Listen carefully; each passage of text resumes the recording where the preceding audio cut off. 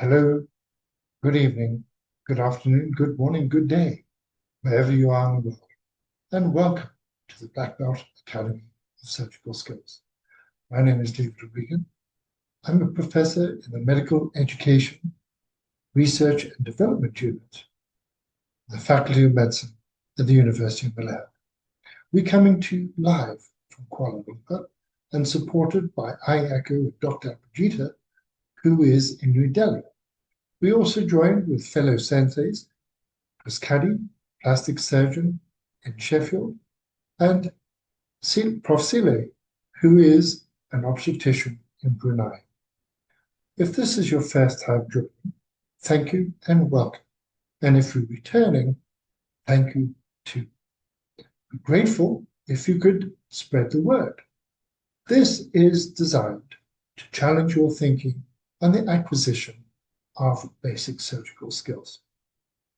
I was invited as a guest speaker in a keynote session on Thursday at the international meeting of TORG, which is the Operating Room Global Journal, and they had a conference in Kigali in Rwanda. And I was asked to talk about mastery and attention to the basics. Because mastery, as we know in martial arts, is the continual attention to basics.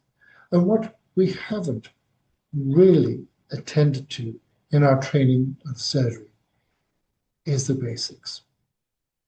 And I maintain that you can do this at home.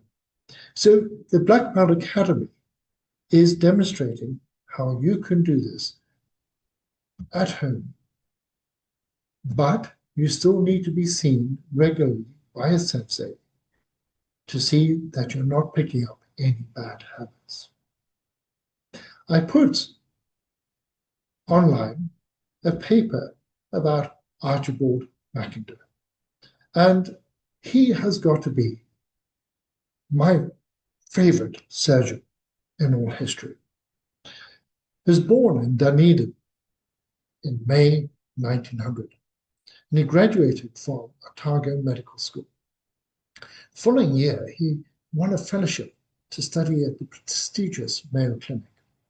First person in New Zealand ever to do that. And during his 4 years there, wrote many papers on chronic liver disease. When his fellowship finished in 1928, he was appointed an assistant surgeon at the Mayo Clinic, where he became rapidly recognized as a quick-thinking and skilled surgeon. With the star on the rise, McIndoe was encouraged to come to the United Kingdom, where he moved to London in 1930.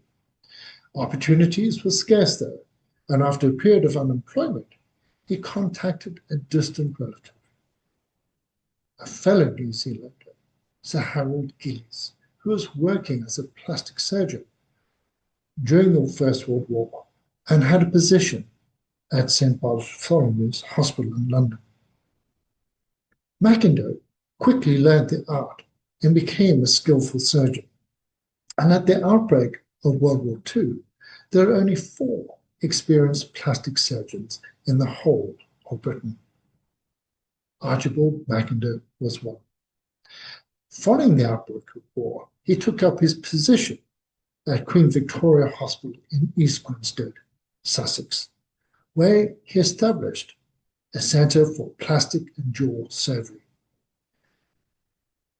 He treated many airmen with severe facial disfigurements and burns, and they arrived because of hurricane burns, because the hurricane pilots, although they had clothing of their bodies, their hands and faces were exposed to intense flame. The volume and severity of injuries would be unparalleled, unlike anything before, and he established Ward 3 to treat his patients. What he noticed is that really before 1939, burns victims like this rarely survived. But McIndoe revolutionized the treatment of burns. Burns used to be treated with tannic acid, causing a lot of discomfort and pain. So the first point is that he noted something, a casual observation, which made a significant difference to the treatment of burns. Those pilots who ejected from their planes and landed in the sea were better off, and therefore he changed and removed the treatment of burns with tannic acid to that of saline.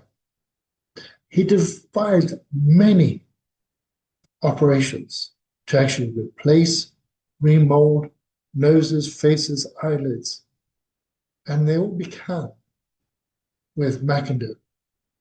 It was new operations. He encouraged his boys, because he was known as the boss, to form their own guinea pig club. And this is the second thing I like about him, because he made sure that they retained their uniforms and encouraged them to wear their uniforms walking around the village, because he paid particular attention to social reintegration. And he was known to join his patients in social events inside the hospital, take them out for drinks, and encourage them to get out into the community. The effect was amazing. It's also said that he actually only employed good-looking nurses.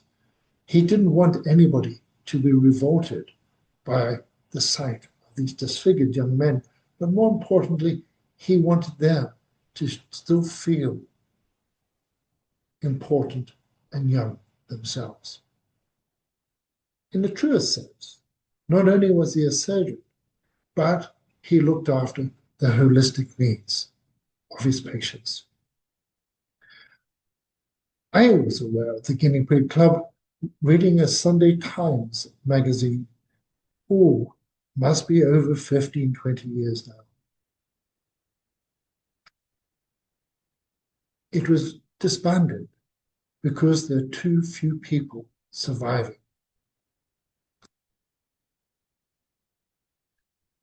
He also had many lectures and presentations and encouraged the people to visit and his patients to visit the local pubs. This was, again, a psychological boost for these young men. And East Grinstead became known as a village that does not look but accepts. Sir Archibald once said, the Guinea Pig Club has been described as the most exclusive club in the world. But he added, the entrance fee is something most men would not care to pay. The conditions of membership are arduous in the extreme. He was known as the boss, and he won exceptional recognition for his pioneering work and was knighted as such. Asked if he'd been an outstanding surgeon, he simply said, a good, competent surgeon, experienced, yes. But when I looked at a burnt boy for the first time, and I saw I must replace his eyelids, God came down my right arm.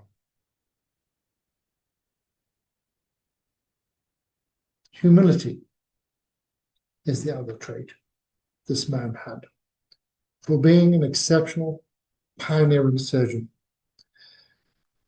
he won international recognition, knighted in 1947, and he helped establish the African Medical Research Foundation, and back in Britain was the founding father of the British Association of Plastic Surgeons. He died on the 11th of April 1960 at the age of 59, and his ashes are interred at the Royal Air Force Church in St. Clement's Day, London. A rare honor for somebody who's never been in the Air Force. His legacy lives on In the Blonde McIndoe Research Foundation, which was founded at Queen Victoria Hospital and conducts research into treatments to improve wound healing. That is this man's legacy. Absolutely incredible. And why I think, and I'll explain, that his scissors need to be treated with the utmost respect. Before I continue, may I ask those of you who are online to keep your cameras off for the present moment, because it does mean that I end up as a small postage stamp on the screen, and I would like to keep the models that I'm demonstrating to you in view. So perhaps you could turn your camera off. Thank you very much indeed. So the McIndoe scissors are beautiful in their design. There's a long shaft, elegant curve at the top end, and they need to be held with respect and used with precision after the man who described them. So I'm going to take you over and we'll take a closer look at these McIndoe scissors.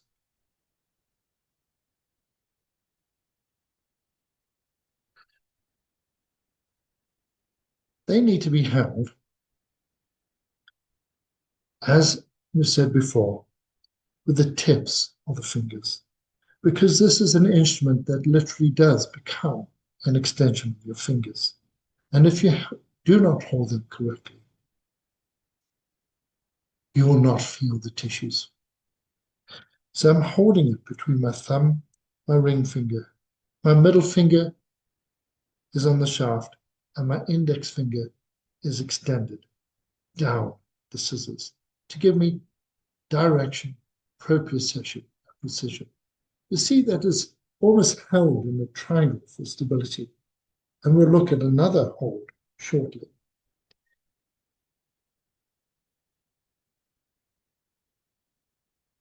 The fatter version, Metz and Barb scissors, is almost a direct copy.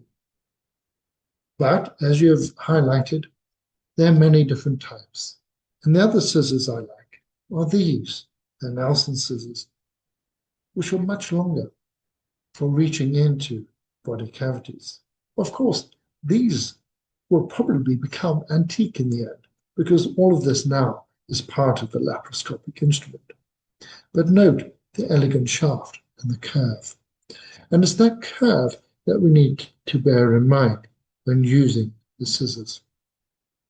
The scissors need to be held with the curve with the wrist, because here you can see the belly, and there you can see the tips. If I hold it the other way up, I can see the tips, but I can't see the belly. And dissecting out solid organs, this belly can, and I have seen, the pulmonary artery cut inadvertently as somebody's focusing on the tips. As I open up the tips, there, 3 to 5 millimeters. Certainly do not want to see them more than a centimeter. Although you might use that at maximum, as we'll demonstrate, separating tissues. So they have to be held lightly with the curve and never open them more than necessary to do the job. Certainly never like that, and never should come in from the operating line as a swoop to cut sutures. In fact, unless it's less than 5/0, I would not recommend that you use these to cut scissors. What we did as a general surgeon in training is flick the scissors on the ring finger, allowing these fingers free, and could still tie a knot and cut. But this habit I ditched when I started cardiac surgery, because you cannot afford, with fine vessels and fine sutures, to have anything in your hands. Literally empty hands, karate. So the first exercise that we learn when using scissors, when we go to school, and is regarded as an exercise in development, is cutting paper. And they introduce this to children at the age of 2, 2.5, and by 3, one should be proficient. So simply using a piece of paper, holding it with a forceps, can you cut on a straight line without leaving jagged edges? It's not easy, far from it. But none of the exercises that we introduced to the Black Belt Academy are supposed to be easy.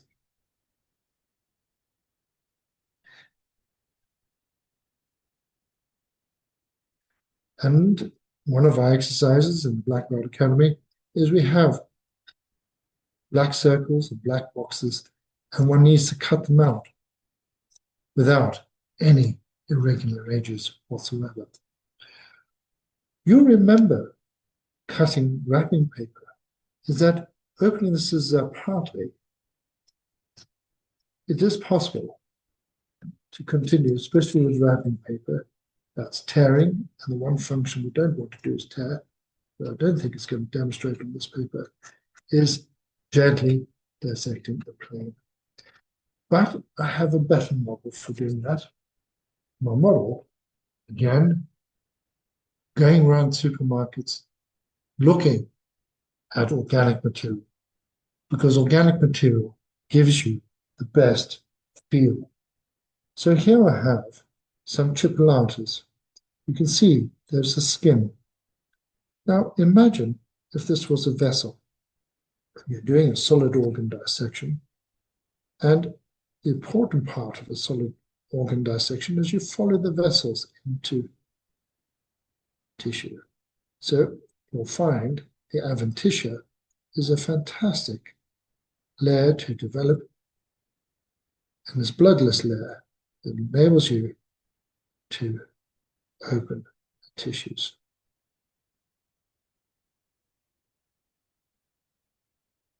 And with raw dissection, as you open, withdraw, close. Open, withdraw, close. And the secret here is to open these scissors,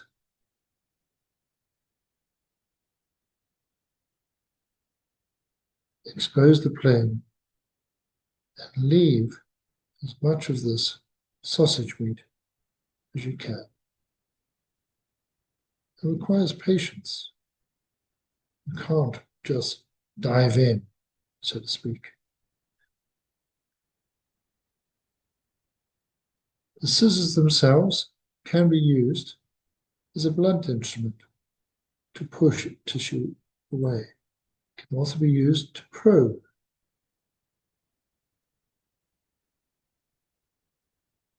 Once you've got it in the right place, then used to cut.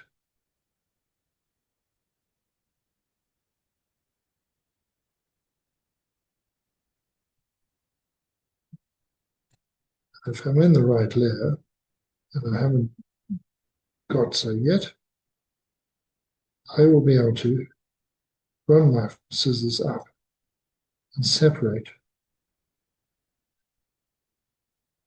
this off. Now, again, anything with the skin on, and you might not have a sausage where you are. A lot of cultures do have sausages. Salamis are difficult, chicken sausages.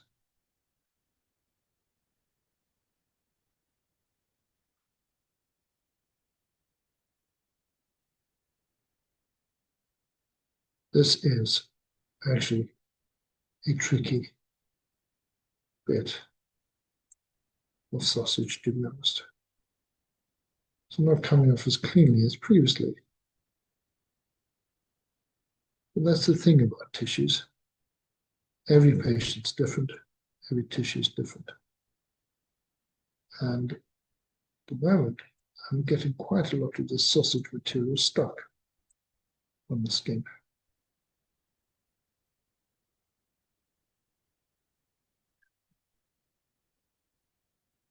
Yeah, it's sticking a lot. So I'm tearing the tissues that side. Let's see if it's better with this side.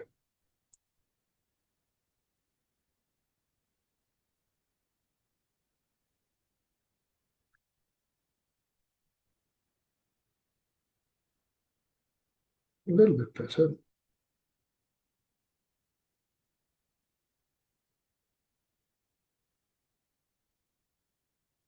But it requires patience. You can't just go in and think you're going to develop a plane. And this is literally like real life. Sometimes your planes fall apart, sometimes because of inflammation, because of clot. They are very, very sticky indeed. What I'm trying to demonstrate is you're getting the skin off. You can see my scissors sitting just behind the skin. I'll focus a bit further.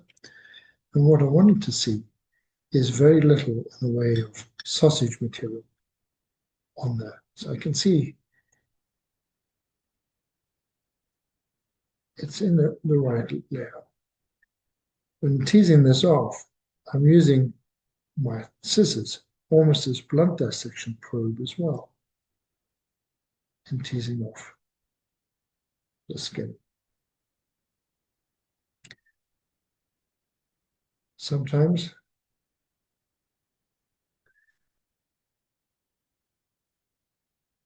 these layers are very sticky.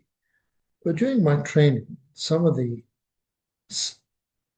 thinnest and gossamer thin layers were not only this adventitious layer on a vessel, but testicular hydrocele and epidermal cysts. It was always a challenge to actually dissect out a thin epidermal cyst from a testis and take it out in its entirety without breaking the wall. And this is proving rather difficult.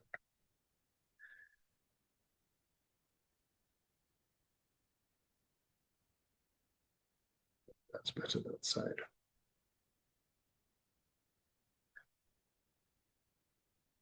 Obviously, with dissection, I've got sausage moving around on a plate, which makes it a little bit more awkward.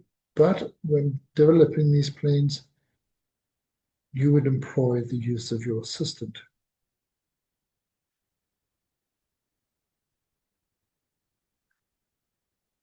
To hold the level up.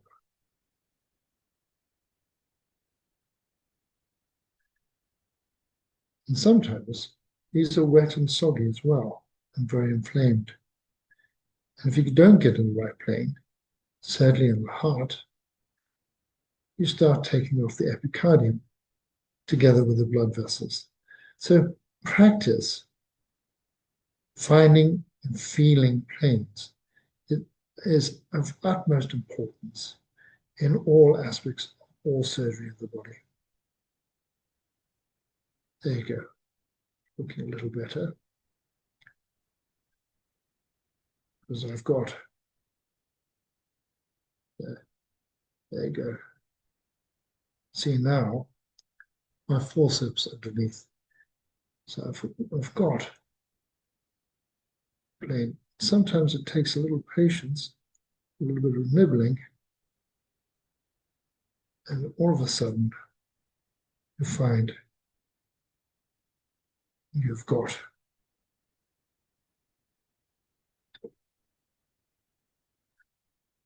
the right plane. But nothing beats organic material for this. I can't push or tear. I can't stab. I have to just gently feel my way through this tissue.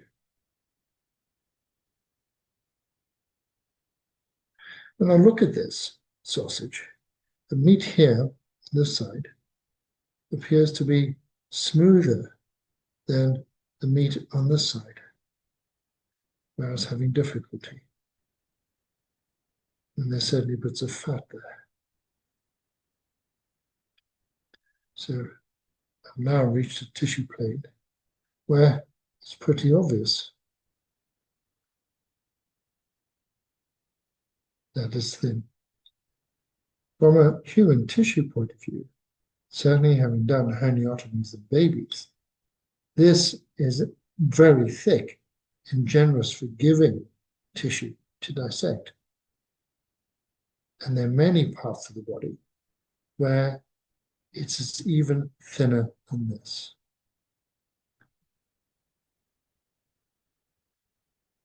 But I'm sorry, I don't think there's any synthetic material that can represent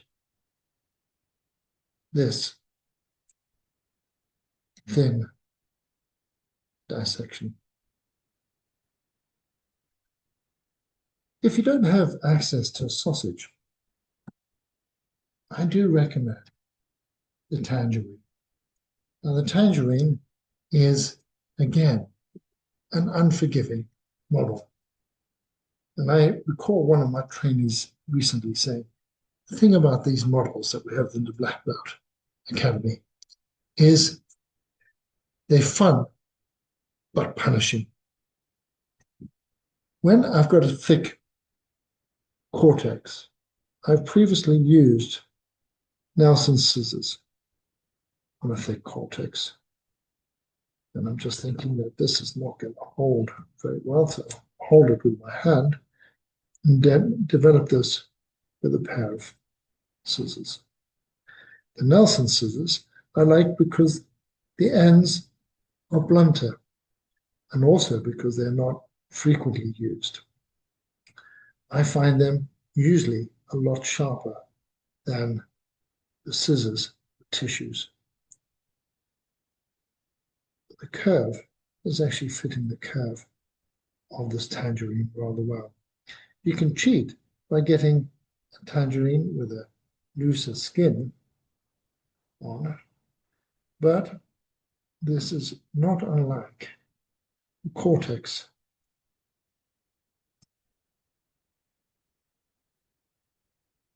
on a lung or post-pericarditis.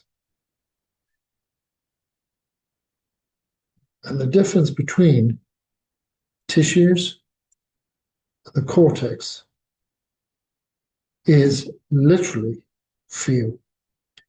And how do you actually teach that? Well, we talked last week about teaching the feel of the knife and the depth. And this, again, is part and parcel of that learning process. This will not come practicing skills on synthetic material. The thing is with this model, which is rather fun, is if I go too deep, I'm going to be into the flesh of this tangerine and will spill a lot of juice, akin to the wrong plane tissue dissections, ending up with a lot of blood.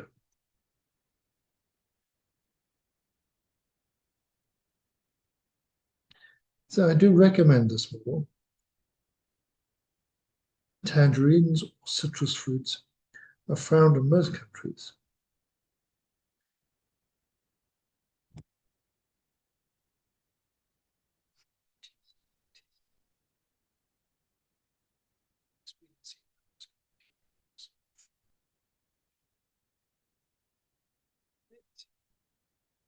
My challenge now is, can I remove that segment? You can see, like many tissues, the segment is separated. A segment of lung, a segment of liver.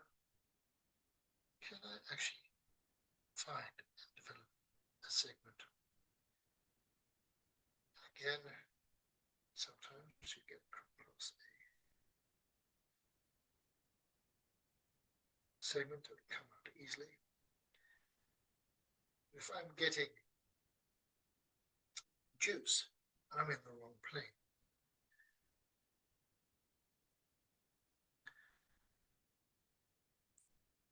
I'm definitely potentially in the wrong plane.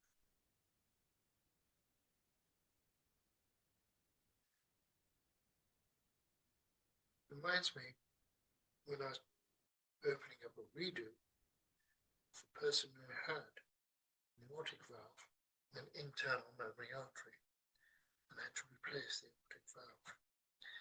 But to do so, one had to control, dissect out from behind the sternum and from all the scar tissue, the internal memory artery. Not something you know where it is, you have a hint where it is, and all I could do is literally, patiently separate the tissues. What I'm trying to do here is find this plane so that this segment comes out.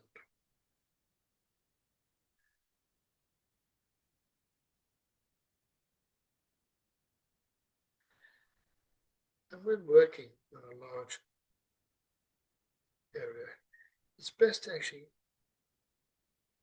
be flexible and gently explore it over a large area, rather than focus on one spot where your field of view becomes even more difficult.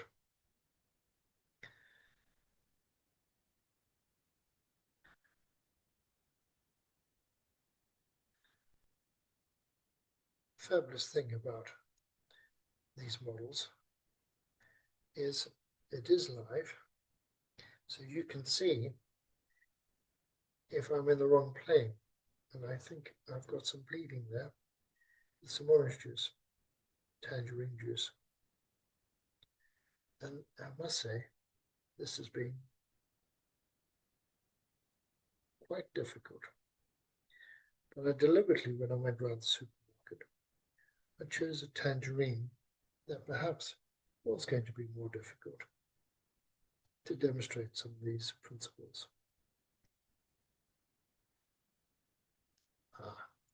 So I've got more bleeding now. I've got orange juice at the bottom there. And I'm wondering to myself, so what other things could I use in this situation? Well, sometimes there is no plane. And it isn't, but you can see there's definitely a segment. So as long as I don't actually damage the segments either side, and this is the segment that I'm wanting to remove,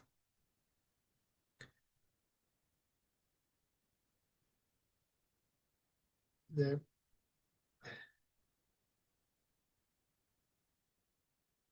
I may be in luck.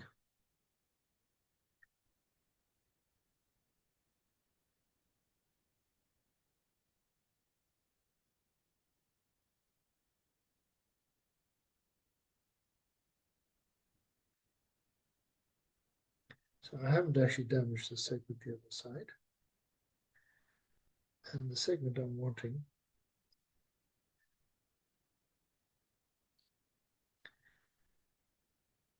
if I open my scissors up really wide, I'll start tearing and splitting the tissues. That's the last thing to do, is tear and split the tissues.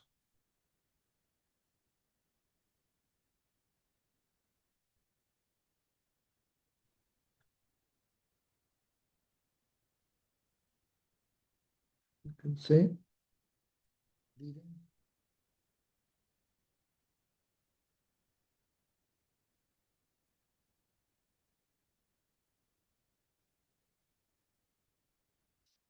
It's deadly coming out.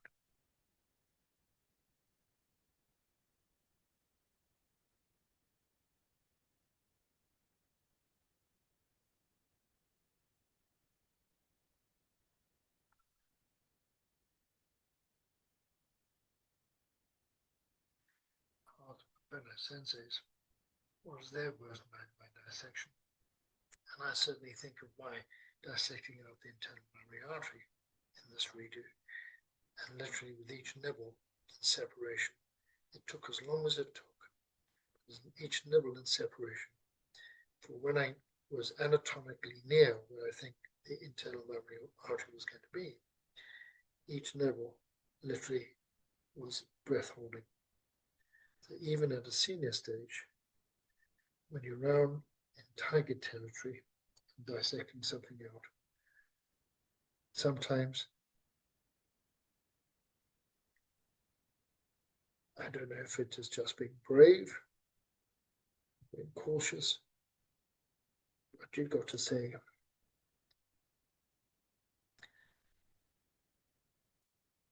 feel your way through.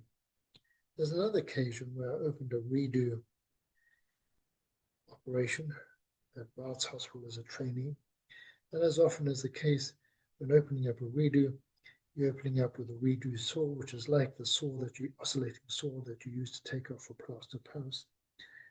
And I was happily using it, and I opened up the chest.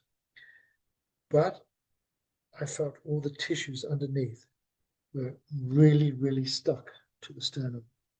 And as I gently started to separate the tissues from it underneath the sternum on the right-hand side, I had venous bleeding. And it was evident to me that actually what was happening there, it was a thin right ventricle was plastered to the back of the sternum. And I called Mr. Edmondson in. I said, I do not believe that we are going to be actually able to open this chest at all because of how plastered and how stuck the heart was to the back of the sternum. He gowned and gloved and had a look at it as well. And tentatively, very tentatively, like I'm doing here, felt around the area and concluded, like me, that if we had proceeded any further, we would certainly have entered the right ventricle.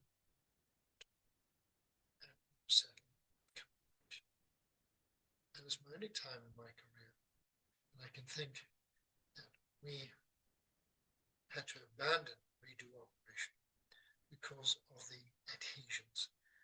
It was absolutely impossible to get out. And as I'm dissecting this out, I'm thinking much the same. In some respects, I'm persevering.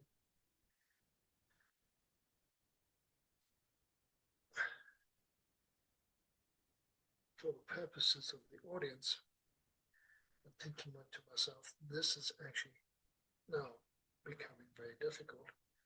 What I want to do is, although the segment I'm removing is being damaged, I'm hoping that I haven't damaged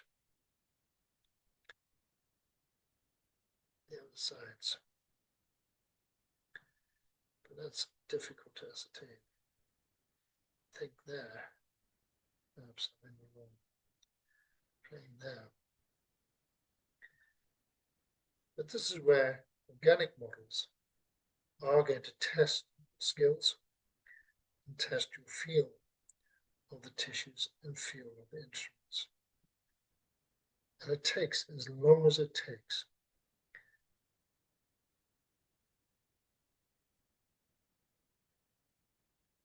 I'm using typical scissors just to see if I can develop that plane further down. But this certainly has been a very stubborn segment.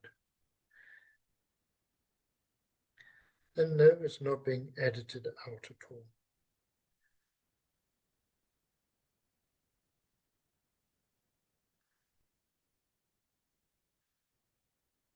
I suppose, to be honest, when reflecting on it, if we weren't limited by time, and I didn't want to show you some other models, I would actually continue and persist with this. So there you have it. I didn't actually enter the orange segment on this side, but I have entered the segment on this side. And you can see that this has been a rather difficult, problematic segment to remove. But that's surgery for you. That is definitely surgery for you. It's not always plain sailing and not always easy. So there's another aspect. I've got that on a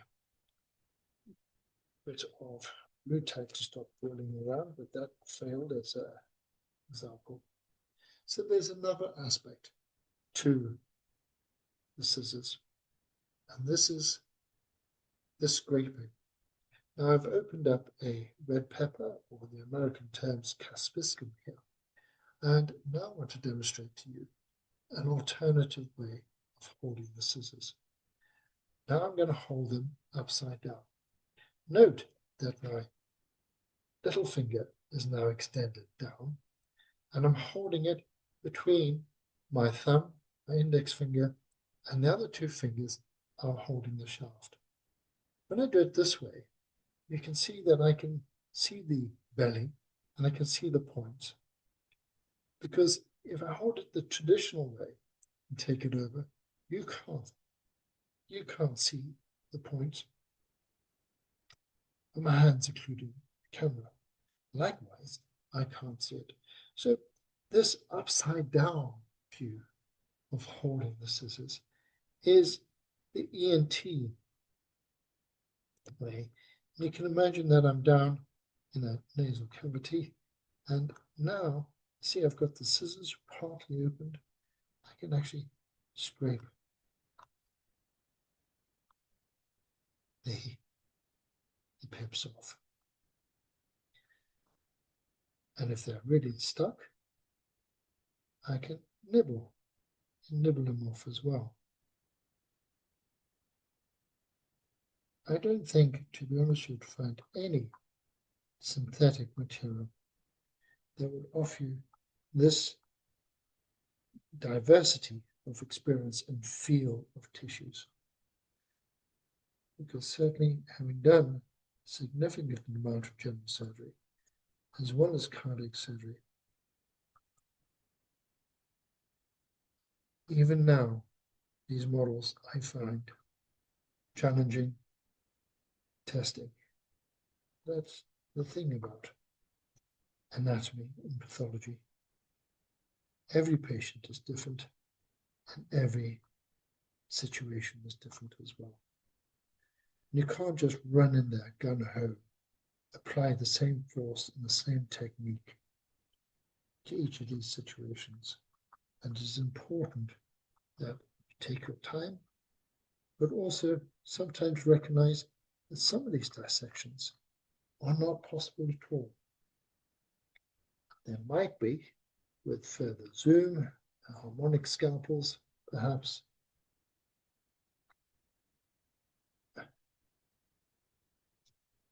But that is learning to feel an instrument at the end of a long laparoscopic shaft.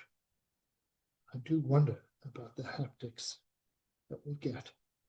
And note that many times in these dissections, we're using diathermy to burn our way through all the tissues. And I'm not sure, to be honest, although we don't see it on the outside, you're burning everything on the inside. So I do wonder, a bit like Archibald McIndoe with burns, is there a better way to do it? Well, only time will tell, and we'll see that in the future. Any bit of foodstuff is useful. We use some chicken legs, and next week we're going to be talking about dissection in general. But when you've got small areas and small planes to dissect, nothing beats the scissors. Nothing beats the scissors at all. because the control and your ability to separate tissues.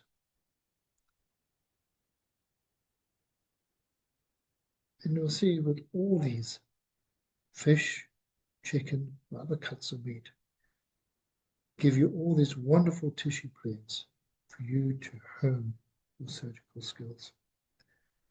The scissors are particularly useful in small confined spaces, but you don't just cut.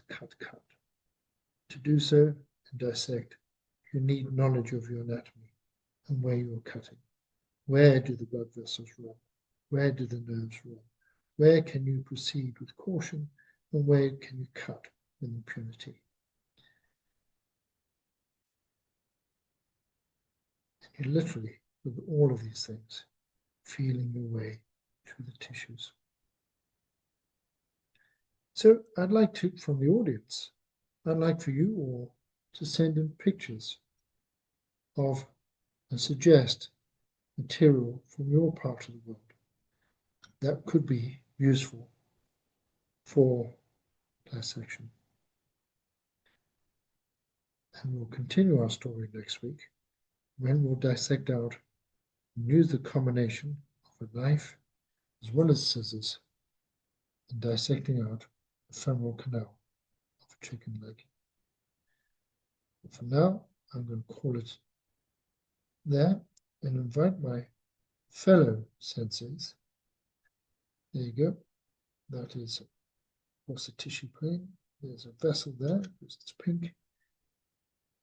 Is that would need to be cut, ligated. When there's something like that, is that a nerve? No.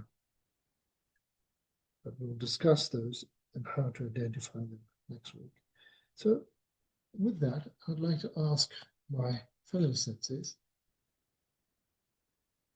Ms. Caddy and Prof. Sile, to join the conversation and perhaps share some more personal experiences about dissections, how to do it, and difficulties. So, Sensei Caddy.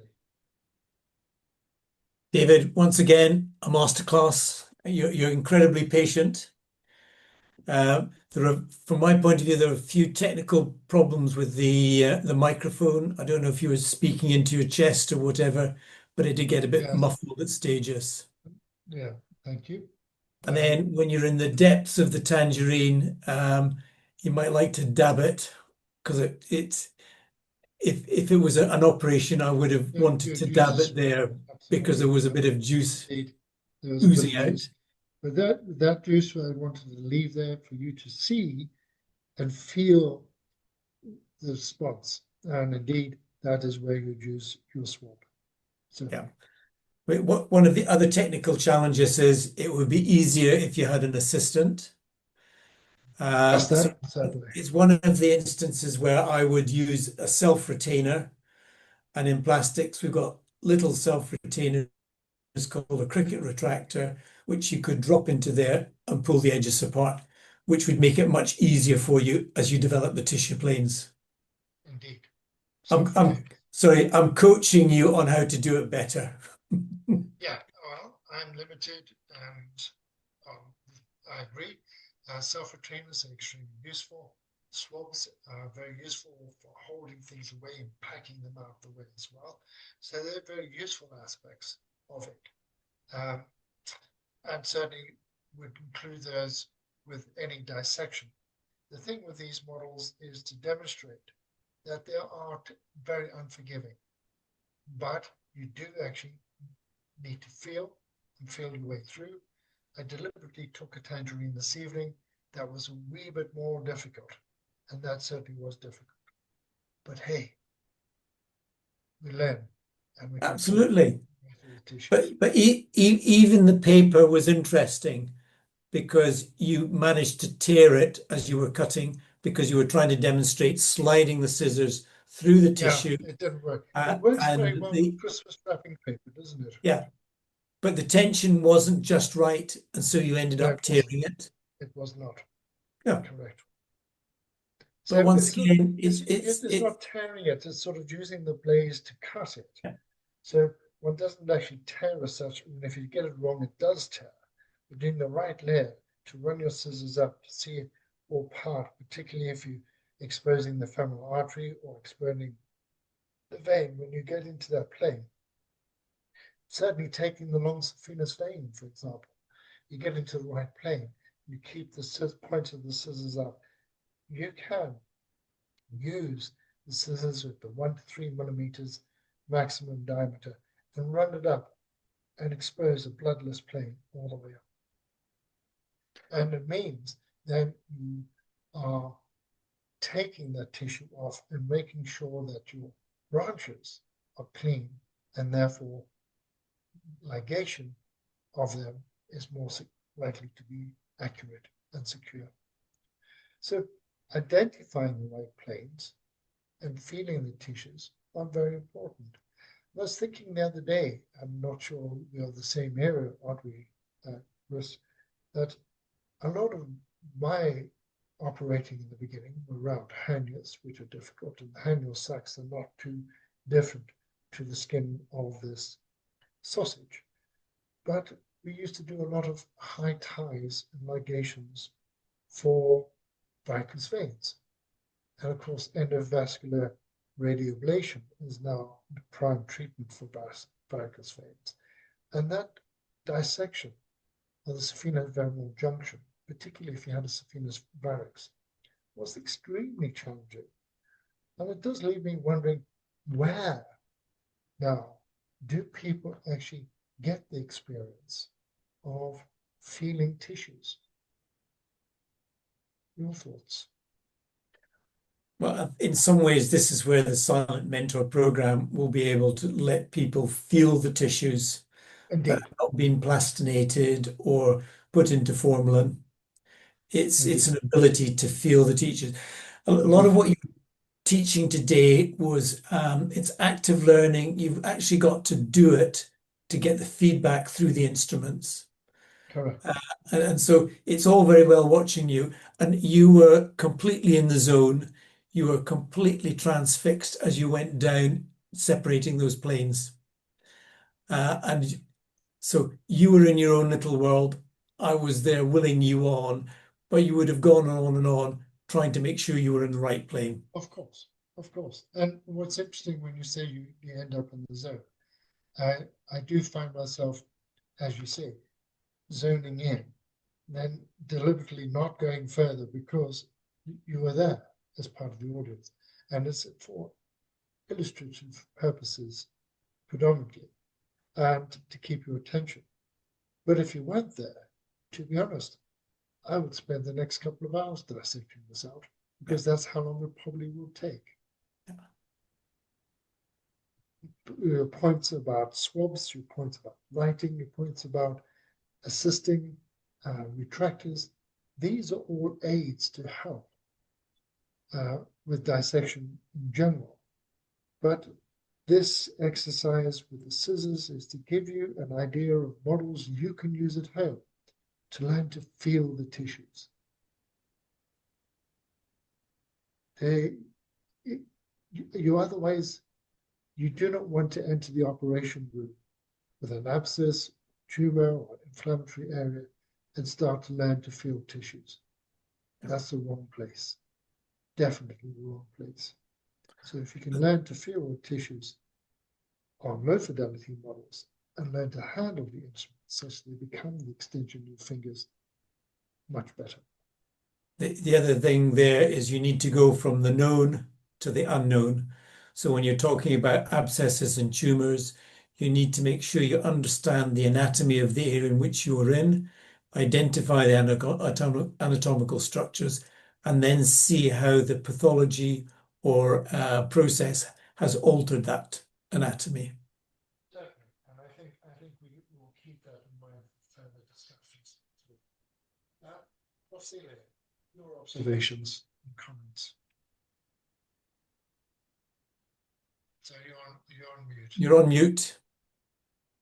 You're still on mute. Sorry, Prof. I'm still in a hospital. I'm just halfway.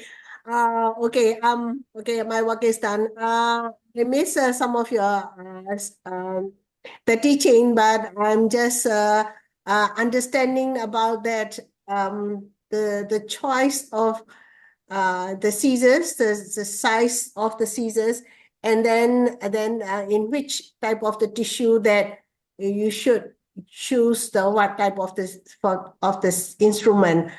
And another one is that I want to discuss about, it's like some of the structures, for example, is like a rectus sheets.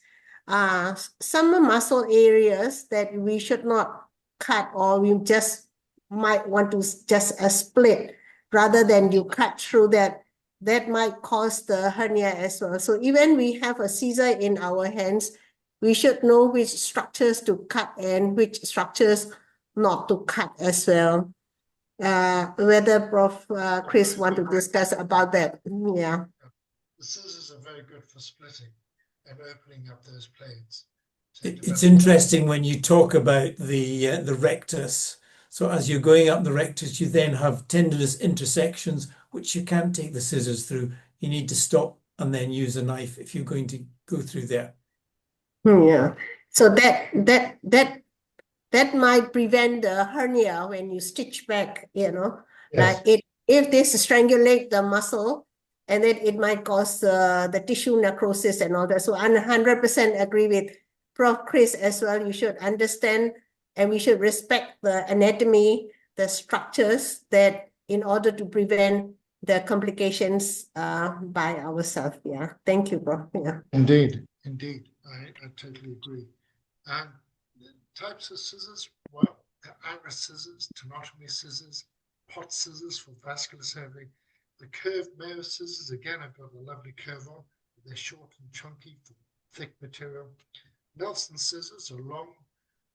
The ubiquitous scissors for dissection, with the eponymous name McIndoe, I have the utmost respect for.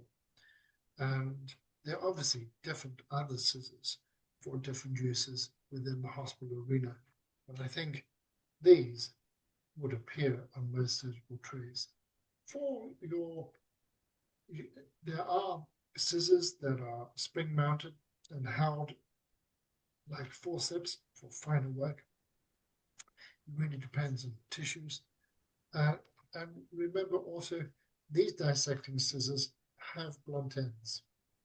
So even though they're blunt and solid and inflammatory tissue, they can still stab. But that's what the advantage of these scissors. It's nibble, nibble, nibble, and you're opening and separating. In your hand surgery. So my observations there, David, as you progress through your surgical career, you will find which particular set of scissors work in the situation in which you're working. So to learn how to do this with a generic tool such as the McIndoe scissors is brilliant. But you will then, so we use micro scissors, which is either straight or curved, and they've got a spring in them. We use Stevens tenotomy scissors for most dissection. We use McIndoe scissors. But it's about using the right instrument for the right place. It's a bit like playing a round of golf.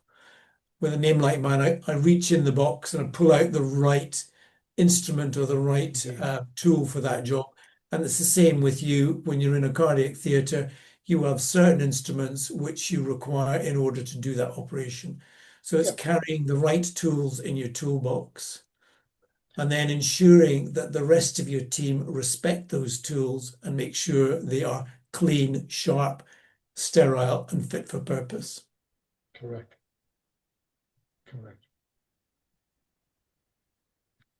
Celia, you're on mute again. Yeah, same applies to us as well. For the episiotomy, we have to protect the baby head or a baby buttock as well, so that the inside in the vagina have to be blunt. Outside must be the sharp tips, but inside must be the blunt. So it's like not just a normal stitch scissor we should use. We must use that episiotomy scissor, which designed purposely for that for the episiotomy. So I think the choice of the instrument is very important as well. So I support you, Prof. Yeah. Thank you so much. No, excellent. And yet again, we're reminded that, as last week, taking a knife through the uterus for emergency cesarean, do not cut the baby. And here we got scissors for an episiotomy, do not cut the baby. So it's knowing the anatomy, knowing the instrument, and feeling the tissues that are. Are there any questions from anybody in the audience? We do have a feedback form, grateful for your feedback, and we would like you to fill that in. We have a comment, takeaway, apply precision, never speed, and take your time. That's exactly right, Dr. White. And it takes as long as it takes for an operation to be done. And with that, we'd like to thank Dr. Apachita in New Delhi and Ayako for supporting us. And I'd like to thank Sensei Kelly and Sensei Seeley for their very valuable contributions this evening. Next week, we can put the scissors and the knife together, and we'll need an assistant and dissect out a femoral canal. And I'll show you one other little trick with the scissors, perhaps, if the opportunity arises. With that, we say thank you very much, wish you well, and see you next week. Thank you.